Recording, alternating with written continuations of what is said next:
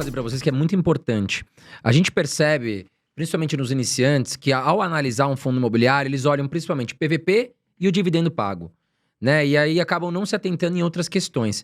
Quais são os pontos que vocês acham que é muito importante para o investidor se atentar ali antes de comprar um fundo imobiliário? Eu acho que olhar o dividendo é o pecado capital, né? E a gente está falando de uma indústria que até 2018 tinha 200 mil investidores e passados aí 4 anos e meio, quase 5, tem 2 milhões de investidores, né? Uhum. Então ainda é uma indústria muito incipiente, muito verde ainda, né? Os investidores ainda estão aprendendo, estão se situando, estão começando a entender como é que funciona a dinâmica. Analisar só os dividendos é o pecado capital, porque acaba não vendo o que está lastreando aquele dividendo. Então, esse fundo aqui é um fundo high yield. O que significa high yield? Significa que é um fundo que paga mais dividendo? Não, se você colocar dessa forma, todo mundo vai querer um fundo high yield. Sim. Mas por que ele paga mais dividendo? Porque ele está assumindo mais risco. Ele está comprando operações que têm um componente de risco maior do que outras operações. Consequentemente, ele pode pagar mais, como ele pode ter uma queda abrupta, repentina naquele fluxo e, consequentemente, isso impactar no valor da cota. Então, sem dúvida, eu acho que essa curva de aprendizado dos investidores, de uma maneira geral, é determinante para superar esse tipo de erro, né? A gente lá no Trix, por exemplo, né, a gente tem uma matriz de avaliação de fundos imobiliários. Então, assim, tá definido o que a gente precisa olhar, quais são os quesitos, e a gente tem notas. Então, vai de 1 a 5, cada critério ali tem em torno de 3 a 4 notas. Então, a gente analisa a gestão, a estrutura do fundo,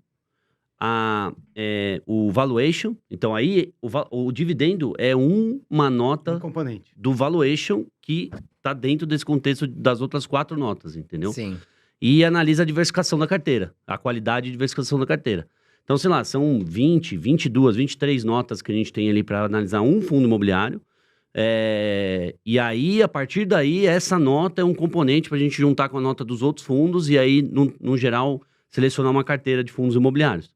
Então, são vários quesitos, né? Você vê, o dividendo é uma fração. É um ponto Não que não seja importante, é óbvio que o fundo pode ser perfeito, mas se ele pagar 5% ao ano, talvez ninguém queira comprar, né? Então, é uma combinação. O dividendo certamente é importante, mas se você colocar ele como fator isolado, você está muito direcionado a errar. E no valuation, por exemplo, tem o dividendo e tem a expectativa de dividendo futuro.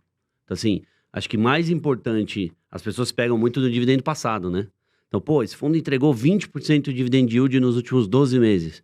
Mas aí você olha para frente, foi porque ele vendeu um imóvel. Ou foi porque um fundo de tijolo, ele tinha um inquilino, o inquilino pagou uma multa, saiu e o fundo tá vago.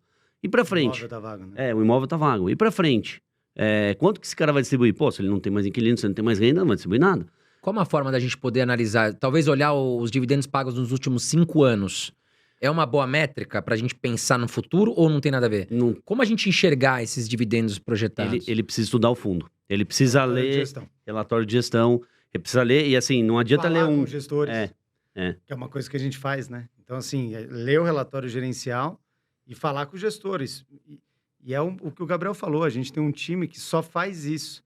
Trabalha, né, a semana inteira, o dia inteiro, analisando o mercado. Então, acho que isso é determinante, né? Sem dúvida. Então, você precisa olhar o histórico mesmo, né? Não adianta você ler um relatório gerencial, você precisa ler o relatório gerencial dos últimos 6 meses, no mínimo. E acompanhando o fato relevante, e acompanhando, se o gestor participa de podcast, se faz o próprio podcast. Uhum. A gente lá no TXF11, por exemplo, faz um webcast mensal, em que a gente solta o relatório gerencial, busca a pergunta dos investidores, tanto por e-mail quanto nas nossas redes sociais, e depois a gente faz um webcast sobre isso, falando sobre os principais pontos Das dúvidas. do relatório gerencial e sobre as dúvidas, respondendo as dúvidas. Então, assim, é uma análise bastante complexa. Sim, não é para qualquer pessoa. Por isso que é bom ter um suporte, enfim, pode ser relatórios de casas de análise, ou o Trix, no caso que vocês já entregam de mão beijada, onde o cara vai fazer o investimento, né? Exatamente. Agora,